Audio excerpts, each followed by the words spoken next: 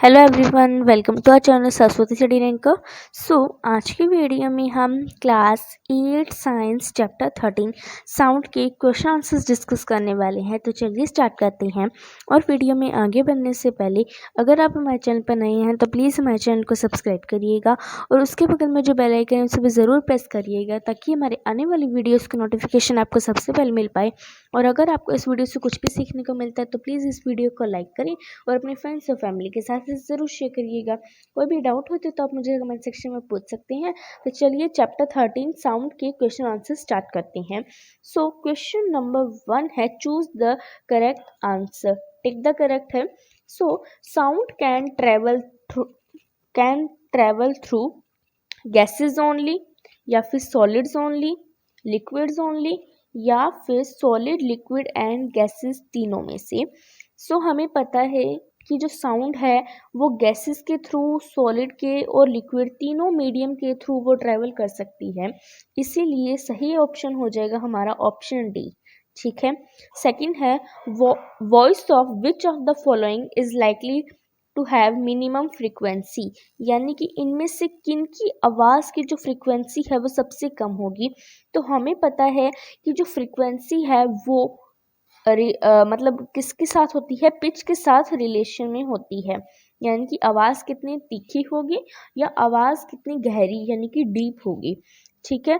तो अब हमें पता है कि अगर फ्रीक्वेंसी है वो ज़्यादा होगी तो जो पिच है वो भी ज़्यादा होगी, और अगर फ्रीक्वेंसी है वो कम होने वाली है ना, तो जो पिच है वो भी आवाज़ का यानी कि तीखापन है वो कम होगा।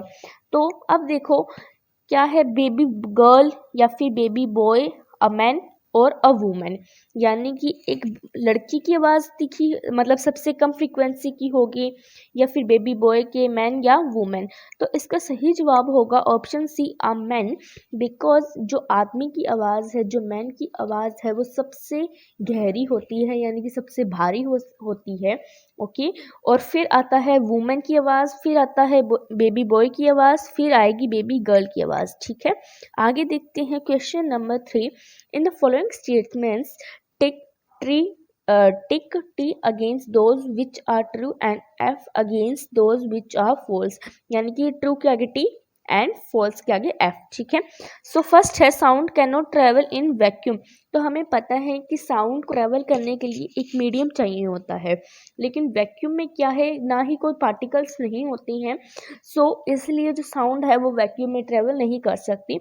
सो ये हो जाएगा एक ट्रू स्टेटमेंट। देन सेकंड देखते हैं, the number of oscillations per second of a vibrating object is called its time period। so ये एब्सोल्युटली एक गलत स्टेटमेंट है, बिकॉज एक सेकंड में जो नंबर ऑफ ऑसिलेशंस होती हैं पर सेकंड में, उसे कहते हैं, उसकी फ्रीक्वेंसी कहती हैं।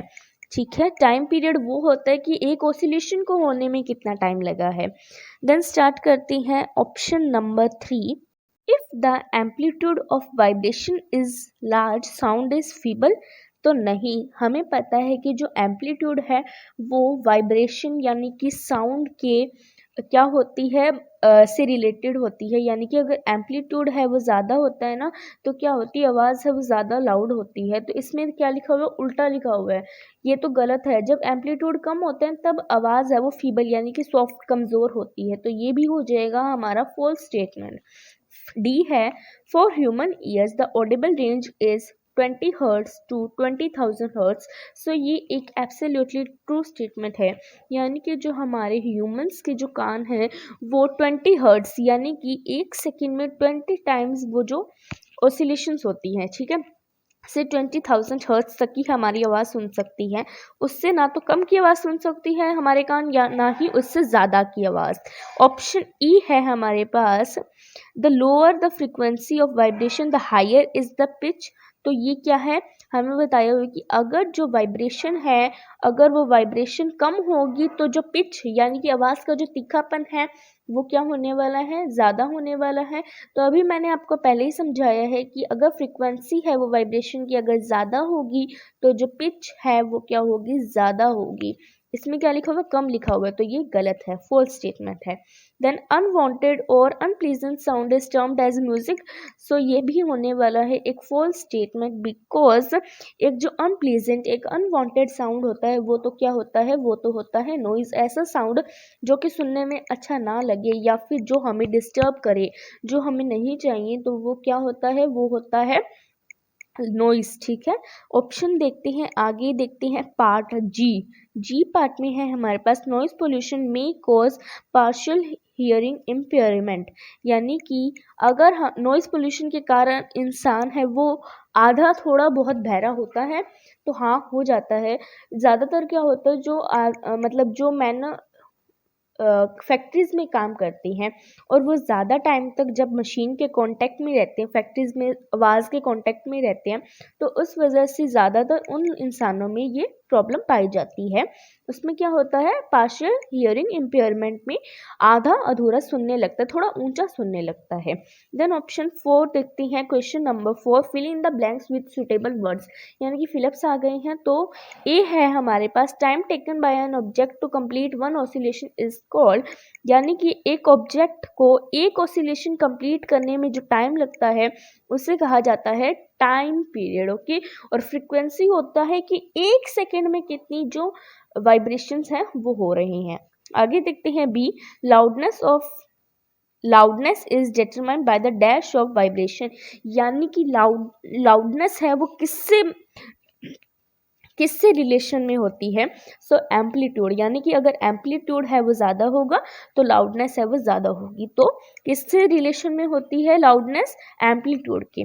देन सी है हमारे पास, the unit of frequency is dash, तो फ्रीक्वेंसी की यूनिट क्या होती है स्टूडेंट्स, हर्ट्स, जिसे कि हम HZ से भी डिनोट करते हैं। ठीक है, आगे देखते हैं, हमारे पास ऑप्शन डी है, unwanted sound is called dash, unwanted sound को क्या कहते हैं हम, नॉइस कहते हैं, ये हमने पहले भी देख लिया है। देन ऑप्शन ई है, shrillness of a sound is determined by the dash of vibration, यानी कि आवाज का जो तीखापन है, श्रिलनेस कह लो आप या फिर पिच कह लो, वो किससे रिलेशन मतलब होता है, फ्रिक्वेंसी से रिलेशन में होता है। ठीक है, आगे देखते हैं, आगे है हमारे पास क्वेश्चन नंबर 5।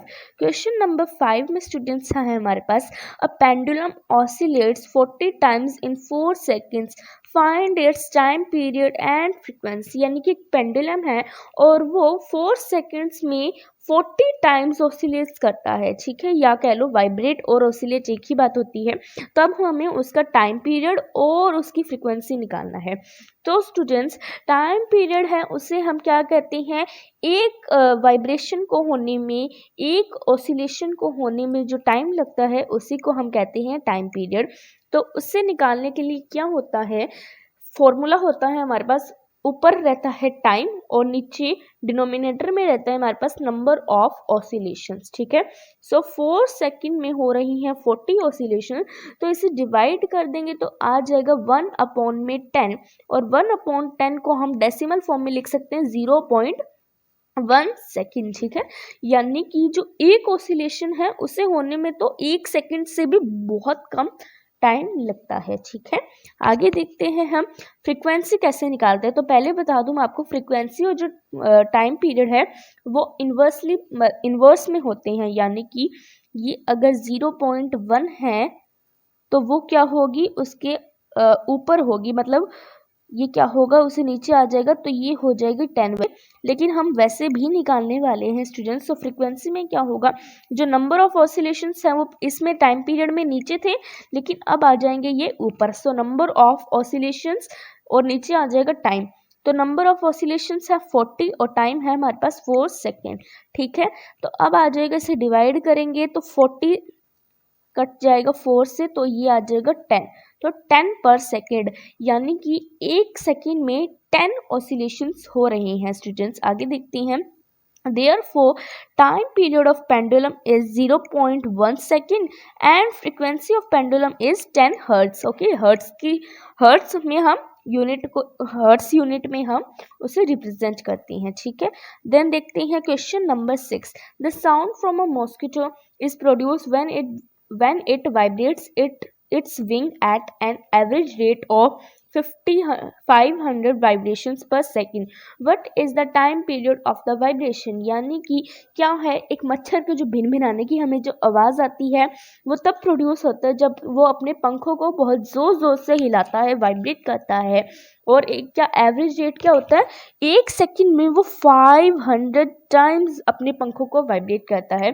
तब हमें उसका टाइम पीरियड निकालना है students. So time taken by an object to complete one oscillation is called time period. ठीक है, ठीक है। तो अब देखते हैं time period. So number of vibrations पर सेकंड में कितनी है, एक सेकंड में 500 हो रही है। तो टाइम पीरियड क्या होता है, उसमें टाइम पीरियड में टाइम है वो ऊपर रहता है और डिनोमिनेटर में होता है नंबर ऑफ वाइब्रेशंस। सो 1 में 500 हो जाएगा और इसके जब हम डिवाइड करेंगे तो ये हो जाएगा 0.002 सेकेंड, यानी कि मतलब एक वाइब्रेशन को होने में इतना ज़्यादा कम टाइम लग रहा है स्टूडेंट्स। ठीक है, सो टाइम पीरियड हो जाएगा of vibration 0.02 second, 0.002 second students. Okay, then question number 7 देखते हैं। Identify the part which vibrates to produce sound in the following instruments। यानी कि अब हमें बताना है कि इन जो इंस्ट्रूमेंट्स में उनका कौन सा पार्ट है वो वाइब्रेट करता है जिसकी वजह से साउंड प्रोड्यूस होता है। सो स्टूडेंट्स, हमें ये तो पता ही है कि जो साउंड है वो एक वाइब्रेशन की वजह से ही प्रोड्यूस होता है। ठीक है, तो अब हमें बताना है ढोलक क्या उसमें ऐसा वाइब्रेट करता है जिससे वो साउंड है वो प्रोड्यूस होता है। तो हमें पता है ना, ढोलक का क्या होता है, एक स्ट्रेच्ड मेम्ब्रेन होती है। ठीक है, तो उस स्ट्रेच्ड मेम्ब्रेन को ही क्या कहती हैं, स्ट्रेच्ड मेम्ब्रेन है, जब वो वाइब्रेट करती है तब ढोलक में से साउंड प्रोड्यूस होती है। देन बी है हमारे पास सितार। सो सितार में क्या होती है, लंबी लंबी स्ट्रिप्स हैं वो होती हैं और वो ऐसे एकदम स्ट्रेच करके लगाई जाती हैं। ठीक है, देन सी है हमारे पास फ्लूट, यानी कि बांसुरी। तो बांसुरी में हमें पता है ना कि क्या होती हैं, छेद होती हैं, उस छेद में से क्या है, हवा है वो ब्लू की जाती, हवा फूकी जाती है। ठीक है, देन क्वेश्चन नंबर 8 है, what is the difference between noise and music? Can music become noise sometimes? यानी कि अब हमें बताना है कि नॉइस और म्यूजिक में क्या डिफरेंस है और क्या कभी म्यूजिक नॉइस बन सकता है। तो देखो, ऐसा साउंड जो कि सुनने में अनप्लीजेंट हो, सुनने में अच्छा ना लगे, वो होता है नॉइस, और जो सुनने में अच्छा लगे वो होता है म्यूजिक। हाँ, म्यूजिक जब बहुत देर तक हम सुनते रहते हैं, वो बहुत ज़्यादा लाउड होता है ना, तब हमारा जो दिमाग है, हम सुनते सुनते थोड़ा परेशान हो जाते हैं और फिर जो म्यूजिक है वो हमें डिस्टर्ब करने लग जाता है। ठीक है, so music is a sound which is pleasant to hear. ठीक है, एग्जाम्पल ऑफ म्यूजिक क्या है, जैसे sound from flutes, pianos and violins. यानी कि जो फ्लूट्स, बांसुरी, पियानो, वॉयलेंस में जो आवाज़ निकलती है उसे हम म्यूजिक रेफर करते हैं। जबकि whereas noise are sounds which are unpleasant to hear, जबकि क्या है, साउंड है, नॉइस है वो एक ऐसा साउंड होता है जो कि सुनने में अच्छा ना लगे। Examples of noise are sounds from bus horns, some kitchen appliances etcetera. यानी कि एग्जाम्पल क्या है नॉइस के, जब हम क्या है, हॉर्न्स, बस हॉर्न्स जब बहुत ज़्यादा परेशान करते हैं ना सड़क पे, जब बार बार बसेस हैं वो हॉर्न बजा के जाती है। Some kitchen appliances like mixie grinder वगैरह, उनकी आवाज़ें हैं वो हमें बिल्कुल भी पसंद नहीं होती है। सो येस, म्यूजिक कैन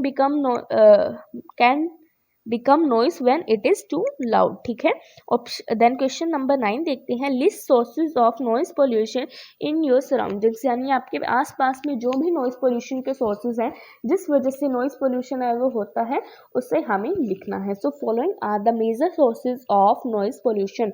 क्या क्या होती हैं? सो साउंड ऑफ व्हीकल्स, यानी कि जो साधन में से जो आवाज़ें निकलती हैं ना वाहन में से, उसी को हम क्या कहते हैं, वो कितना ज़्यादा नॉइज़ होते हैं ना उसमें। ठीक है, आगे देखते हैं साउंड ऑफ किचन अप्लायंसेस, यानी कि जो किचन अप्लायंसेस में जो आवाज़ निकलती है ना वो भी क्या होती है, काफ़ी डिस्टर्बिंग होती है स्टूडेंट्स। आगे देख आगे है student sound of bursting crackers, यानी कि जब पटाखे फूटते हैं तब कितने ज़्यादा नॉइस होता है ना, तभी तो कहते हैं दिवाली के दिन बहुत ज़्यादा नॉइस पोल्यूशन होता है। ज़्यादातर हमें रात को सोने में भी तो प्रॉब्लम्स होती हैं, तो वो सब क्या है हमें परेशान करने लग जाते हैं। देन आगे देखो sound of loud speakers TV and transmitters, यानी कि जब ज़्यादा बहुत ज़्यादा लाउड स्पीकर्स बज रहे होते हैं तभी हमें बहुत ज़्यादा दिक्कत होने लग जाती है, या फिर हम बहुत ज़्यादा तेज़ टीवी चला लेते हैं तब भी हमें जो नॉइस पोल्यूशन है उससे भी होता है और ट्रांजिस्टर से भी होता है। देन क्वेश्चन नंबर 10 देखते हैं, explain in what way noise pollution is harmful to humans, यानी कि नॉइस पोल्यूशन है वो इंसानों के लिए किस तरह से हार्मफुल है, यानी कि नुकसानदायक है। ठीक है, A number of health issues are associated with noise pollution. They are as follows, यानी कि बहुत सारे हेल्थ इश्यूज हैं नॉइस पोल्यूशन से होते हैं। क्या क्या होता है, लैक ऑफ स्लीप, यानी कि हमें सोने में परेशानी होती है, हम ज़्यादा सो नहीं पाती हैं म्यूजिक उस नॉइज़ की वजह से, और उससे क्या होती है हमारी नींद नहीं पूरी होती है। ठीक है, देन हाइपरटेंशन, हाइपरटेंशन को हाई ब्लड प्रेशर भी कहा जाता है, हाई बीपी हो जाता है। ठीक है, देन थर्ड है एंजाइटी, ज़्यादा ज़ोर से आवाज़ जब बजती है ना तो घबराहट भी होने लगती है, स्ट्रेस भी होने लगता है। ठीक है, इसीलिए नॉइज पोल्यूशन के बहुत सारे हार्मफुल इफेक्ट्स हैं। देन आगे पार्शियल हियरिंग इम्पेयरमेंट भी हो जाती है। क्वेश्चन नंबर 11 देखते हैं, so your parents are going to buy a house. They have been offered one on the roadside and another 3 lanes away from the roadside. Which house would you suggest your parents should buy? Explain your answers. यानी कि आपके जो parents हैं ना वो एक घर खरीदने वाले हैं। ठीक है, और उन्हें ऑफर आए हैं दो घर के, एक है जो कि एकदम रोड साइड के सामने एक घर है स्टूडेंट्स। ठीक है, और एक है जो कि सड़क से 3 गली छोड़ के है। तो अब बताओ आपको पेरेंट्स को आप कौन सा घर लेने का सजेशन दोगे। ठीक है, अब हमें अपने आंसर को एक्सप्लेन करना है। सो स्टूडेंट्स, मैं तो अपने पेरेंट्स को ना जो घर 3 गली छोड़ के है ना रोड से वही कहती, क्योंकि क्या है जब सड़क हाईवे होगा ना, मतलब सड़क होगी ना घर के सामने, तो क्या है पढ़ने में भी दिक्कत होगी, हर चीज़ में दिक्कत ही दिक्कत होगी, सोने में दिक्कत होगी, और भी बहुत सारी दिक्कतें हो सकती है अगर जो सामने रोड साइड के सामने घर होगा। सारा दिन बसेस के हॉर्न, कार्स के हॉर्न, कभी बैंड बाजा आ रहा है, कभी कुछ हो रहा है, इस वजह से जो घर है वो बहुत ज़्यादा नॉइजी होने वाला है, इसलिए हमें बहुत ज़्यादा दिक्कतें होने वाली हैं। लेकिन क्या होगा अगर हम 3 गली छोड़ के लेंगे ना रोड साइड से, तो क्या होगा जो बसेस के हॉर्न्स की जो अलग अलग एक्सेट्रा जो आवाज़ें हैं ना वो हम तक कम आएगी या फिर बहुत धीरे आएगी। ठीक है, so I would suggest my parents buy a house 3 lines away from the roadside, because house on the roadside would be much noisy in both days and nights due to running vehicles, whereas a house 3 lanes away would be comparatively quieter as the intensity of noise decreases with the increasing distance between the source and the listener। यानी कि क्या होता है जैसे जैसे distance है वो source से बढ़ता जाता है ना, तो जैसे जैसे जो साउंड है ना वो भी धीरे होने लग जाता है। ठीक है, देन क्वेश्चन नंबर 12 देखते हैं, sketch larynx and explain its function in your own words. तो क्या करना है, लैरिंक्स जिसे हम वॉइस बॉक्स भी कहते हैं उसका हमें एक तो डायग्राम करना है, ड्रॉ करना है, और उसका जो फंक्शन है वो अपने वर्ड्स में डिस्क्राइब करना है। तो मैंने अपने वर्ड्स आपके सामने पेश कर दिए हैं, आप अपने वर्ड्स में भी लिख सकते हैं। ठीक है, so larynx is also known as voice box. ठीक है, और ये क्या है, विंड पाइप जिसे हम ट्रैकिया भी कहते हैं उसके ऊपर होता है। तो यहाँ पर ये विंड पाइप है, मान लो ये विंड पाइप है ना, तो इसके ऊपर ऊपर होती है क्या, लैरिंक्स यानी कि वॉइस बॉक्स। ठीक है, और क्या होता है लैरिंक्स, देखो आगे देखो, two vocal cords are stretched across the voice box और larynx in such a way that it leaves a narrow slit between them for passage of air. यानी कि क्या है, अब देखो यहाँ पर तो है विंड पाइप और यहाँ पर है हमारा वॉइस बॉक्स। ठीक है, यानी कि लैरिंक्स। अब क्या होता है लैरिंक्स में दो एकदम वॉइस बॉक्सेस होते हैं और वो इस तरह से स्ट्रेच्ड होते हैं मसल से कि क्या होता है उनके बीच में जब हम बोलते हैं तो एक हल्की सी स्लिट होती है और उसमें से क्या है हवा है वो पास होके जाती है और जब वो हवा पास होती है तब वो वाइब्रेट करती जाती है, उन दो वोकल कॉर्ड्स को डिस्टर्ब करते जाती है। ठीक है, पहले डायग्राम से समझाऊंगी आपको अच्छे से, आगे देखो। So when lung force air through the slit, the vocal cords vibrate, producing sound. Therefore, the function of larynx is to produce sound by vibrating. तो ये देखो हमने 2 लाइन में आंसर दे दिया वैसे तो। The function of larynx is to produce sound by vibrating. ठीक है, वाइब्रेट करना, साउंड प्रोड्यूस करना। देखो अब क्या है, ये देखो ये यहाँ पर है स्टूडेंट्स, मान लो विंड पाइप और विंड पाइप की यहाँ पे है वॉइस बॉक्स। तो वॉइस बॉक्स का हमने टॉप व्यू आपके सामने ड्रॉ किया है। तो देखो ये क्या है, ये एक वोकल कॉर्ड है, वोकल कॉर्ड है और ये एक वोकल कॉर्ड है। अब क्या है, ये दो मसल्स है ना वो स्ट्रेच्ड होती हैं और ये जब बोलते हैं ना तो ये स्ट्रेच्ड हो जाती है, वैसे ये रिलैक्स रहती है जब हम नहीं बोलते हैं। तो क्या है, अब ये स्ट्रेच्ड है तो इसमें से क्या है, ये जो हवा है ये ऐसे जाएगी, लंग्स में से जाएगी, विंड पाइप से कनेक्टेड है तो विंड पाइप में तो लंग्स होते हैं दो, तो उससे जब जाएगी तो उन्हें डिस्टर्ब करती हुई जाएगी। उससे क्या होगा, ये दोनों वाइब्रेट करेंगे और उससे क्या होगा, माई साउंड प्रोड्यूस हो जाएगी। सो सिंपल ना। ठीक है, आगे देखते हैं। लास्ट क्वेश्चन है ये, 13 क्वेश्चन है। So lightning and thunder take place in the sky at the same time and at the same distance from us. Lightning is seen earlier and the thunder is heard later, can you explain why. यानी कि जो lightning यानी कि जो बिजली है और जो थंडर है यानी कि जो गरजने की आवाज़ है वो दोनों स्काई में, आसमान में एक ही टाइम पर होते हैं और वो एक ही डिस्टेंस से हमारे पास होते हैं, आते हैं। ठीक है, अब हमें बताना है कि जो लाइटनिंग यानी कि जो बिजली चमकती हुई हमें पहले दिख जाती है और जो गरजने की आवाज़ है वो हमें बाद में सुनाई देती है। क्यों? क्योंकि जो लाइट की जो स्पीड है वो साउंड के स्पीड से ज़्यादा होती है और इसी वजह से जो लाइट है वो हमारे पास जल्दी से ट्रैवल करके आ जाती है और जो साउंड है वो उसके बाद में आ पाता है, तो उसे ही हमें लिखना है। So the speed of light is more than that of the speed of sound. Thus, due to more speed of light, it reaches us before sound. So lightning is seen earlier and thunder is heard later. So students, ये थे आपके questions।